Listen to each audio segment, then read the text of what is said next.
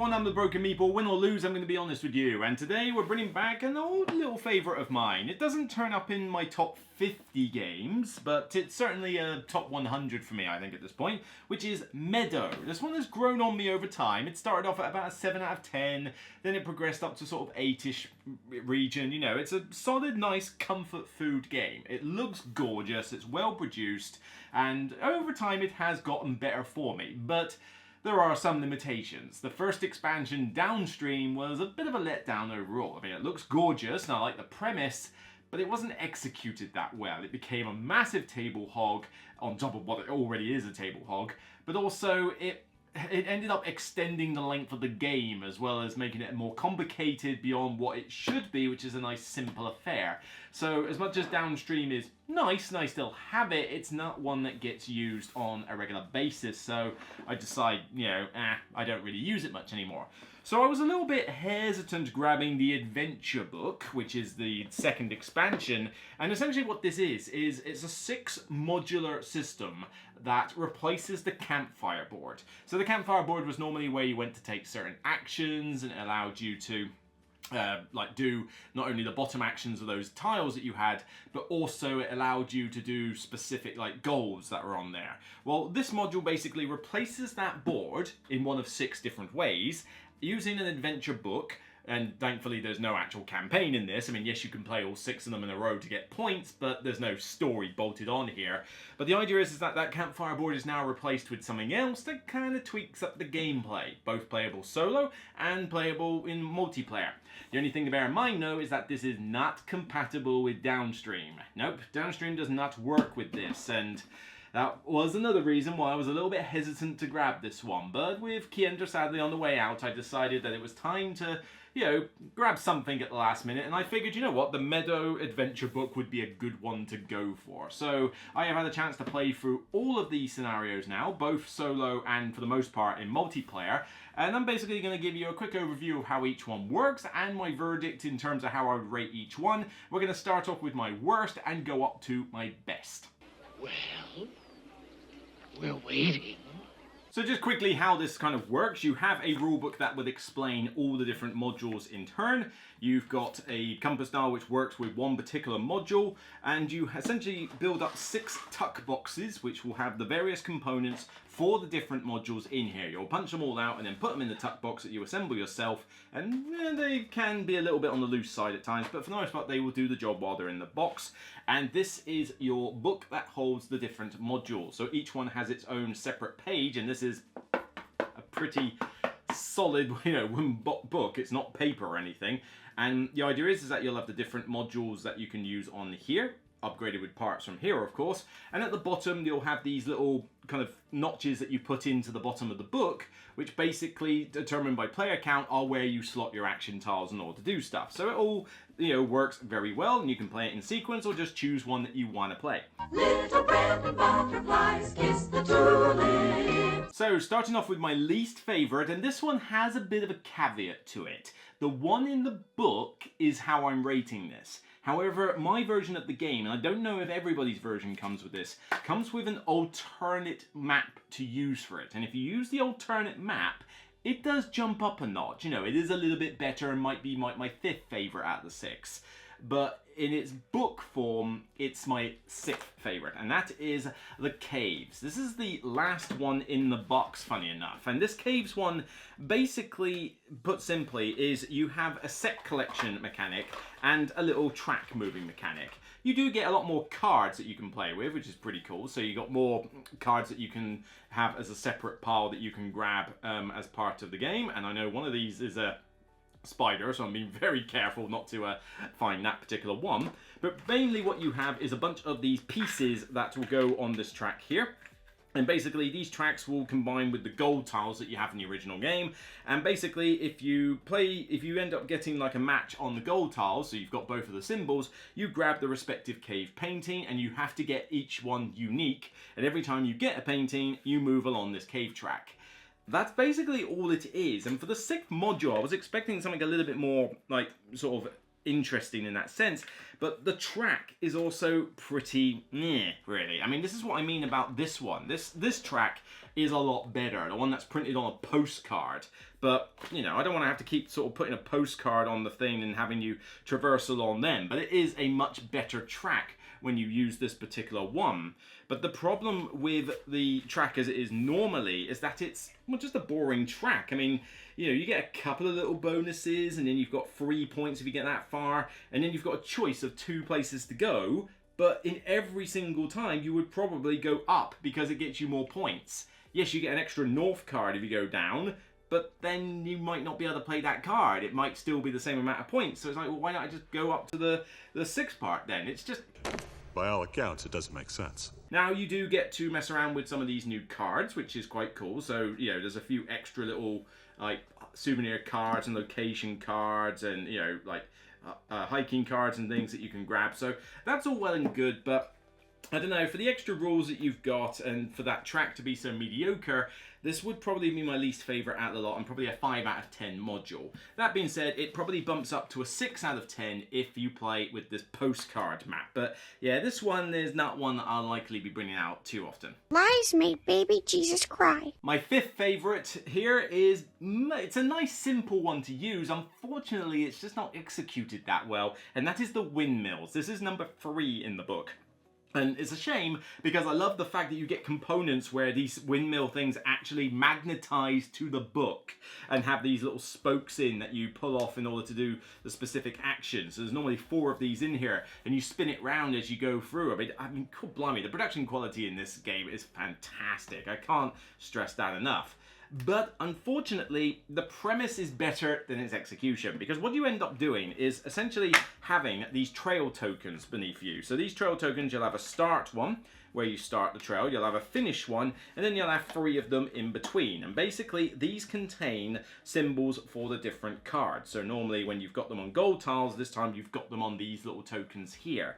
And the idea is that you have a little meeple that stands on top of the one at the back, and then each one holds 2 of the columns of cards that you have above it. So I'll just take these ones for example. These are extras that are thrown into the game. This is all themed around kind of like tulips and windmills and stuff. But each one can hold 2 of the terrain cards and go above it. The idea is when you play a terrain, you have to start at the left, at the very left, and work your way across in terms of the terrain cards. And when you place a terrain card down, as soon as you have a symbol on the card that matches the terrain tile below it, your meeple moves to the other end. Now, I wonder, do I have the meeples in this box or do I have to get them out somewhere? I think they're somewhere else. But basically, your meeple will move across these tiles. So each time you move, you spin this little windmill once, and when you move to a different tile, you get a bonus which involves taking off one of these little spokes from the windmill, and each one has a different action on it. But the primary reason you're moving this is points at the end of the game. There are 14 different spots that you could possibly walk over. And the idea is that if you put something down that has the right symbol for a tile, your meeple will skip over any before it in order to get there. So it travels further and activates more bonuses, but it doesn't get as many points at the end of the game. Here's the problem. There are 14 steps that you can possibly take. Trying to get anywhere close to 14 is incredibly difficult. I mean, you will most likely get 6 to 8 jumps on these tracks. It is really hard to gear your cards in such a way that you will always be able to get these symbols at the right time. It's going to be entirely based on what comes out of the deck. But also, the point differential in these is negligible unless you can do really well in it. So for the first 8 steps, 8 out of 14 steps, it's a point each, right? So most of the time people will finish around 8, 7, 6 steps, that kind of thing, which means your point differential is a point or 2. Whoop-de-friggin-do. You know, when you get to 10 steps, when you get to 9 steps, it's 10 points. Oh wow, it's an extra point. And then when you do 10 steps, it's 12, then 14, 16, 19, 22. So 22 points for 14 steps. 13 steps will get you 19, 12 will get you 16, and 11 will get you 14. So you're not really getting a lot of extra points until you get to something like 11, 12, 13, 14 steps. But as I said, that is incredibly difficult to do. It's fun trying, you know, the challenge is there, but good luck trying to do it. And chances are you're really mucking yourself up on other things if you focus too harsh on it. So it's it's a problem in that it doesn't feel like a mechanic that's worth gunning for. I am more than happy just to accept that if I move along the track, I just happen to do so, barely get a few points off that, but if I'm getting more points and getting decent cards where I need them, then, well, that's kind of good enough for me. I mean, I don't think you could ignore it entirely and get, like, no steps at all. I mean, if somebody was to get 14 steps and you got 0, I'm pretty sure that person would win, but it's incredibly hard for them to do that. You know, if you can get 14 steps on this thing, you probably deserve the victory anyway. It's just not that interesting. You know, it's not the most interesting, well, sorry, that's the wrong word. It's an interesting mechanic. It's just not the most lucrative. Like, I don't feel like I need to focus on it. I could just ignore this entire aspect of the game and just carry on doing what I'm doing, and I'll probably still do well. So for this one, I'm giving this one probably a 6 out of 10 overall. Probably a 6 out of 10 for this one. You know, it's slightly better than the caves for me, but it's above average in the sense that I like the challenge. I just wish it was worth more to do. There'll be plenty of time to discuss your objections when and if you return. So my fourth favourite is conveniently the fourth module in the book, and that is the balloons. The balloons uses this massive compass dial that you had before, and essentially stems from, like, making the goal tiles a little bit more interesting to do, but also having your meeples, coerce along 2 tracks. So the idea with this one is that basically you will put 3 permanent gold tiles in the top of this dial, and the rest of them will be based on where this wheel is. And the wheel also has 3 numbers that show up below.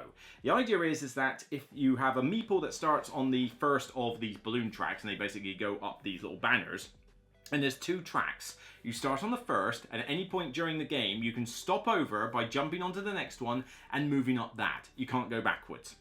The reason being is that this one gets you more cards out of the deck as bonuses, but eventually you might want to move to the other one because that's where you can get to put your point tokens. How many spaces do you move? Well, for that, depends on what tile you shove into the board. So this thing has 3 numbers here, and basically it will have like a big number in the middle, and it will have 2 numbers either side, and if you match the one in the middle, you get to move 2 steps, and otherwise, if you do one of the side ones, you get to move 1 step, and nothing for the one that isn't there. But that's essentially the gist of how you move on the tracks, but what these gold tiles, the way these gold tiles work is as this spins around, these ones are going to be different, but the 3 at the top are going to be permanently locked in place. Players have these balloon tokens, and they're lettered based on the pairings of these different gold tiles. So, you know, A is going to be, at this moment, a house and whatever's in that square. B is going to be the wolf's head and whatever's in that square. If it then turns more, suddenly the gold pairings become different. And when you go here, you can, basically flip a gold token, get the points if you match what's there at the time. The fact that this is changing though each round, like this is moving during the game, means that the goals can chop and change for players. So, your balloon tiles may not be something that you can really gun for in this particular round, but then when it turns, it's like, oh, wait a minute, I've actually got those. I've got those. If I get that card, I can actually do this and now go there and actually get one of these gold tiles. Fantastic. And you're also trying to move up these balloon banners, so they're actually worthwhile doing, both in terms of the bonuses and whether you might go, well, you know what, I don't care about the bonuses. I'm going to make an early stop off and focus on getting to the top of the track to get my good point tiles out. So it can be quite a lucrative, points gathering exercise for the balloons. It's not the most interesting mechanic in the world, just leveling up 2 tracks. But I do like the application of this dial. It makes the gold tiles a bit more fluid, ever changing and dynamic. Because usually they're fixed in place for the whole game and they never change. This one they do, and that's just a nice little bonus. There's also not a lot of extra components you need. I mean, everybody's already got the little meeple that goes up these tracks. This dial just basically fixes, I pushed it off. This one just fixes in place, and then everybody's got a set of these balloon tiles, and that's it. There's nothing else in the box. So this is an easy one to implement, but also just an easy one to set up in general. This one I like fine. I mean, I will bring this one out every now and again for people that are familiar with the game. I'd say it's about a 7 out of 10 module, a good module, decent. Not amazing, but, a decent module that's worth playing every now and again. Look at our little car down there. Oh, this is like flying. So for my third favourite, we're going to the first one in the book. This one is simple enough that you could basically teach Meadow with this. The rest of the modules are kind of hit and miss as if I want to throw that into their first game. I suppose balloons isn't that difficult, but the weather I would actually be like, you know what, I'm happy to teach Meadow with this one. It's pretty simplistic to include, It's a nice module, I enjoy it, and it's definitely more interesting than the original campfire board, which honestly I want to use as little as possible now with this. But this is the weather module. This is the first one you get in the book. So essentially you have got a token that goes along a storm track and a sun track. This will move down, and then when it gets to the bottom, you'll get a new card, it will level back up, and then you keep rinsing and repeating as the game goes on. But the way to move across this is, firstly, you have got two chevrons that go into the main board. They sort of plug into the sides, and this will change every round. But the idea is that if you insert your action tile in such a way that it basically takes a card from these particular like chevron bits, including like actually putting it straight into these, then this will level you across the respective track. So you can activate these quite a bit.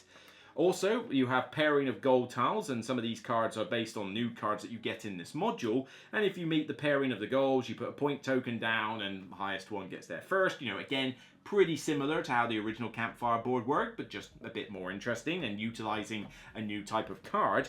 But what are these new type of cards? Well, there's 4 available, 2 Sun and 2 Storm, and they are basically these. You get a new set of Sun and Storm cards for weather, and they basically function in a similar way to, I'd say, the landscape cards, the scenery ones. They're horizontal and they mainly just give you points and a symbol, but they also have some funky little special effects they do, like, you know, getting rid of a card and drawing another one, giving you a token with a symbol on it, giving you another one of those scenery tiles, drawing cards from a deck, playing 2 cards. You know, there's a few little decent amounts of variety in here, but it's easy enough to deal with, and these weather cards are beautiful, just like everything else in this game.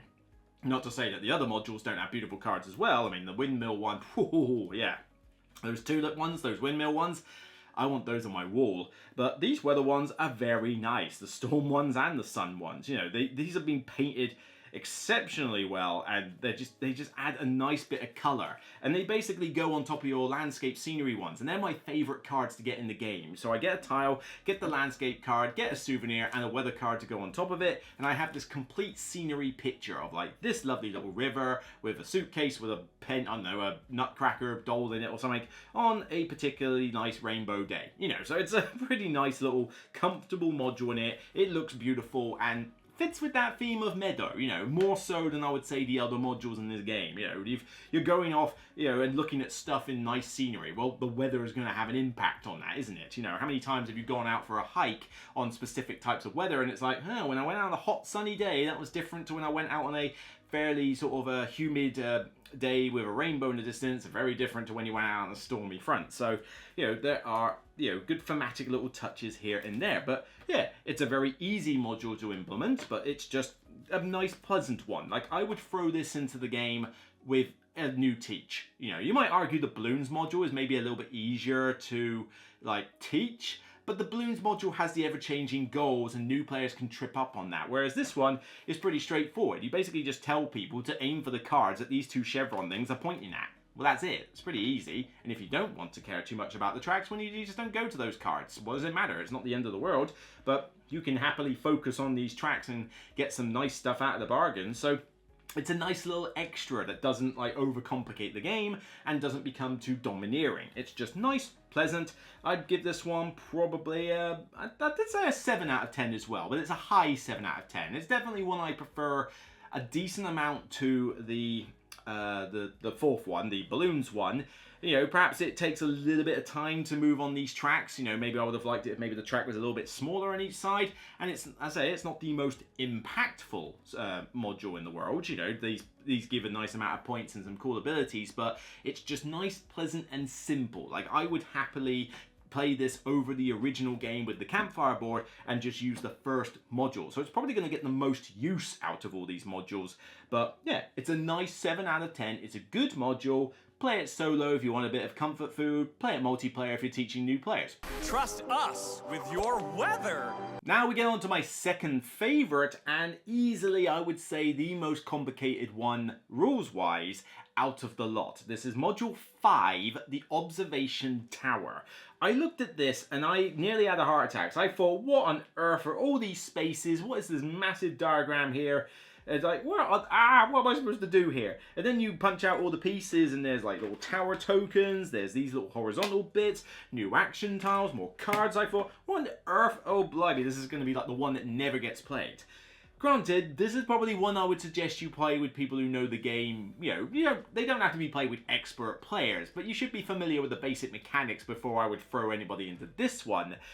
But it is a very fun module because it gives you a lot of options. You have this observation tower with 6 different floors on it, and the whole point of this module is if you imagine a tower is tall, this is rewarding you for having a tall style of play with your cards. Because you get some people who build like 10 ground cards and don't put a lot on each column. Well, this one wants you to not have a lot of columns, it wants you to have high columns. So this one is rewarding players for basically being able to go, right, so I've got my ground card here, and then I've got that card on top, that card on top, that card on top, that card on top, and that card on the top, you know, all the way up to a nice, big, large column, or certainly at least to 6 cards or higher if you can help it. So the way this one works is basically at the start of each subsequent rounds, not the first one, you will basically be able to place a tower token beneath one of your columns of cards, and including the ground card, you count how many cards those are, and you put your meeple on the respective floor. You then, depending on the player order, will get to choose one of these replacement action tiles to replace one of the ones you already have. They come in very similar guises. They all have the same bottom action, which is to do 2 binocular actions from this board, this book, but it also has a very different top action. You know, it could be any number, it will have some other thing, it could be another binocular action, it could be playing a card, playing 2 cards, getting a land tile, whatever, but it's basically a better version of your normal tiles, and you can slot it in and get a card as per normal. So you've already got that aspect, but then anytime you get to do a binocular action, you get to do stuff from here. Anything on your level or below. And there's a lot of different like cool stuff you have here. So you have these horizon tiles, which are basically, obviously you're seeing across the distance and you see these nice bits of scenery. It's only, you know, a single point for these ones at the bottom, but you do get some other cool actions that you can do, which are basically the same stuff as you used to do on the action tiles.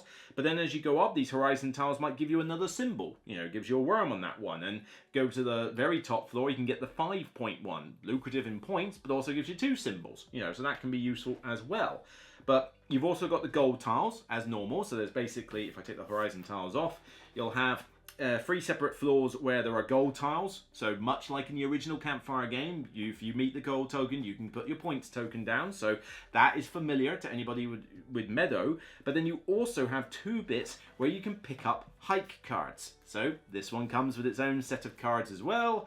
And these, just like every other card in this game, are drop dead gorgeous. I mean, they show a lot of nice bits of scenery. They show anything from a raccoon to a bear to a nice little wolf and a deer. I'm surprised those are even in the same picture. I'm surprised one's not eating the other on that one. But it's a 5-point card, landscape card, you know, because it wants you to have all 3 of the major symbols. You know, the wolf, the eagle, and the stag. Good luck with that. But, you know, it's a 5-point card. It's pretty nice. But there are some scenery ones in here, like this one that's just like super gorgeous. The one with a house here, there's one with a, I thought it was a bear. I'm not sure if it's a bear or a honey badger or something. It might be something different, but. I award you no points, and may God have mercy on your soul.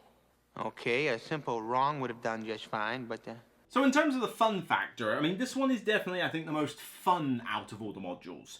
But it's my second favourite because it's definitely a harder one to get new players into. I mean, there's a lot of stuff going on here, and they might be a little thrown off as to what they should do with these different action tiles.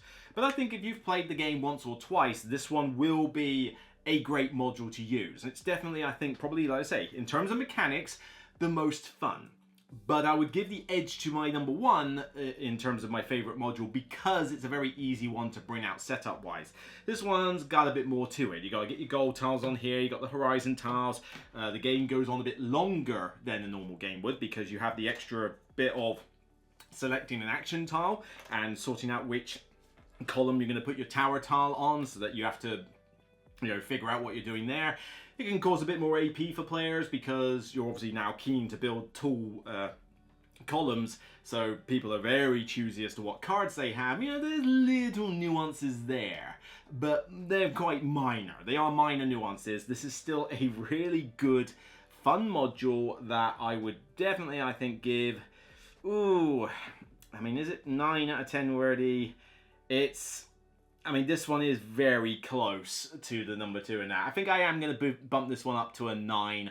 This one's a 9 out of 10 module, you know. I really do like it. It's just maybe not the best one for a first-timer to Meadow, but once you're familiar with Meadow, by all means throw it in. It looks daunting as hell when you look at all this stuff and all the spaces, but trust me, once you get the grips with it, it's really good fun. Second place? That's a fancy word for losing! So my favourite module in the set, by process of elimination, if you are, paying attention to this video, is the second module. This one is the bridges. This one has very little extra setup. I mean, you basically have a little board in front of you. You put 4 tiles on the board, 1 for each of the different colours and point values. You got a few extra cards, and you put some gold tiles on here. There you go, job done, get started. So this is a nice, really quick one to implement. Rules-wise, really easy to teach as well. There's like very few rules in this one. Basically, the gold tiles are done in pairs, and you can put your point tiles on here, and that's about it. So it's a very easy module to teach. But boy, does it throw you for a loop in terms of actually playing the mechanics of this one. This changes Meadow up quite a bit. It's kind of what I wanted the third one to be more like, the windmill one, where it sort of focused you on building a spread of different columns, and the observation tower focuses you more on building tall columns. So I like the fact that those modules are trying to do it. It's just the observation tower did a better job than, say, the windmills are actually executing it.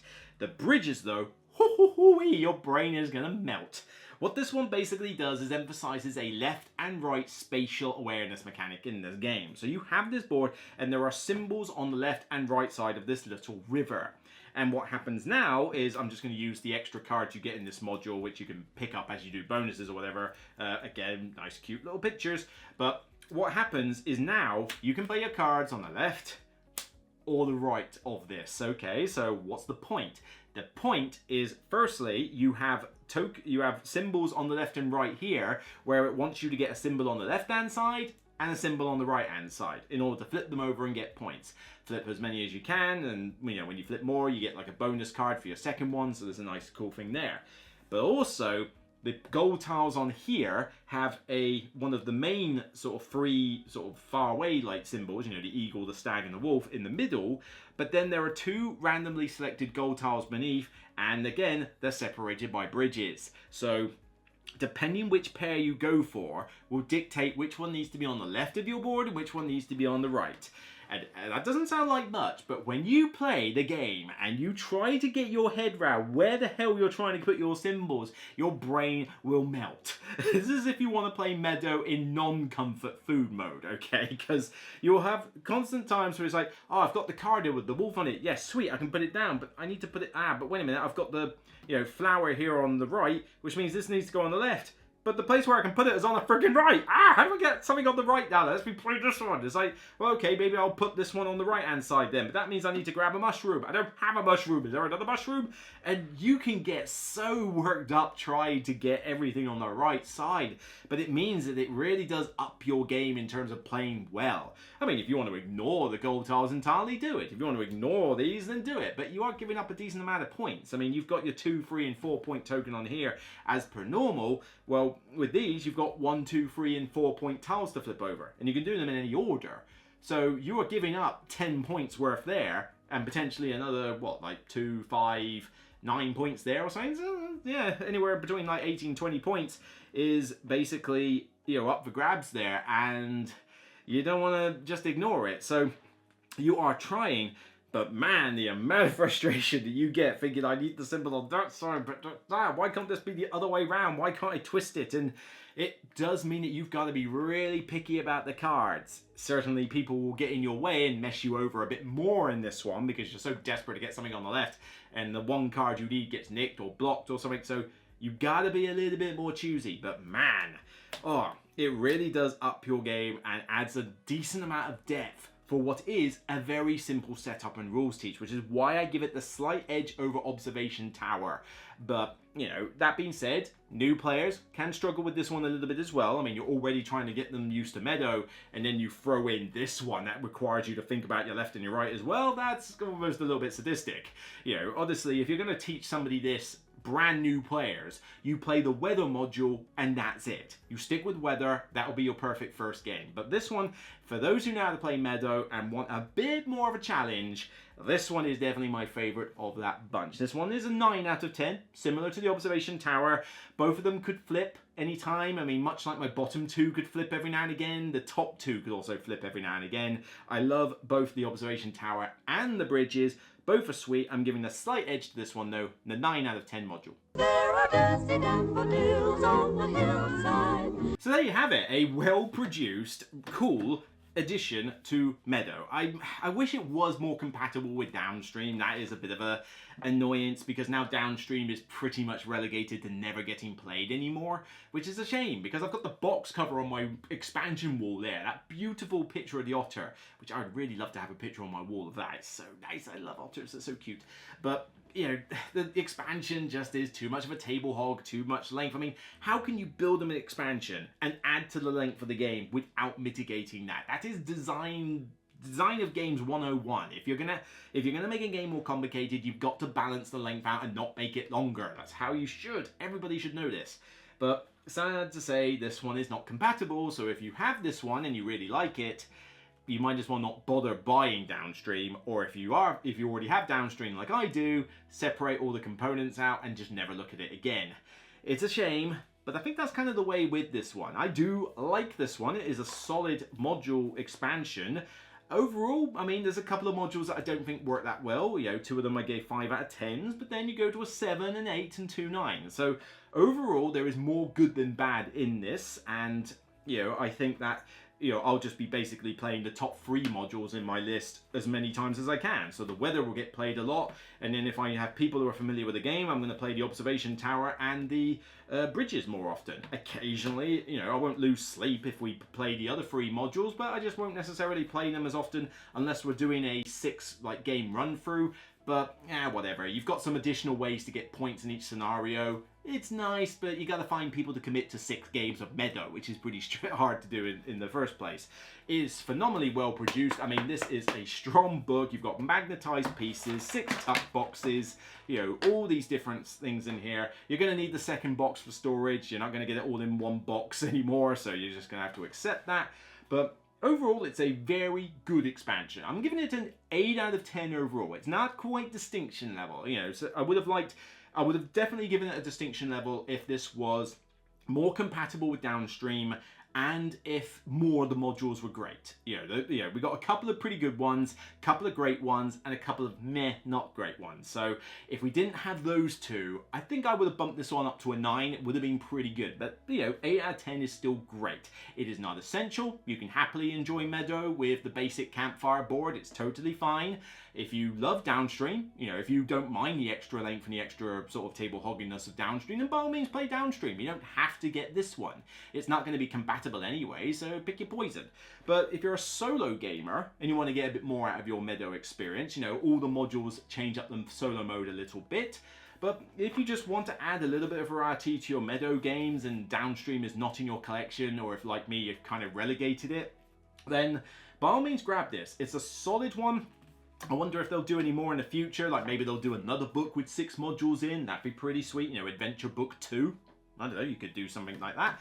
But yeah, overall, it's a solid one. Not essential, but I can see why a lot of people like it, and I like it as well. Shut up and take my money! So that's it for me on this episode of The Broken Meeple. Remember to thumb it up on YouTube and Board Game Geek and on Facebook, and share it on social media. Do what you can to get this out there.